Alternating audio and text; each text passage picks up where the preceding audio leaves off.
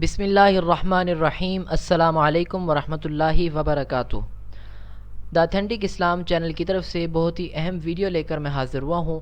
آج کی اس ویڈیو کے اندر میں اپنے تمام دوستوں کو دعائے قنوت پڑھنے کا طریقہ سکھلاؤں گا۔ رمضان کے مہینے کے اندر وطروں کے اندر دعائے قنوت پڑھی جاتی ہے، اس کے علاوہ عام دنوں میں بھی وطروں کے اندر دعائے قنوت پڑھی جاتی ہے، تو اس لیے دعائے قنوت کا سیکھنا لازمی ہے، کیونکہ وطر واجب ہیں اور وطروں میں یہ دعا پڑھی جاتی ہے۔ تو چلیں شروع کرتا ہوں۔ بسم اللہ الرحمن الرحیم۔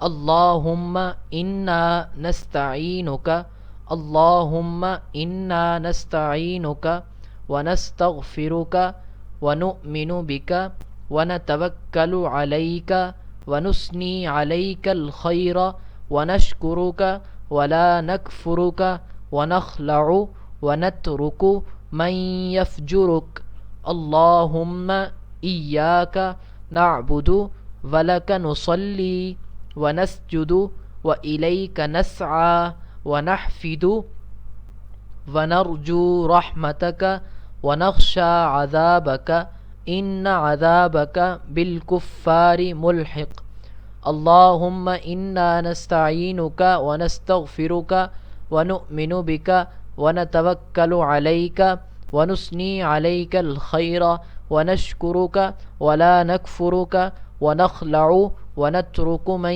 یفجرک، اللہم ایاک نعبد ولک نصلی ونسجد وإلیک نسعی ونحفد ونرجو رحمتک ونخشى عذابک ان عذابک بالکفار ملحق۔ ترجمہ کیا ہے؟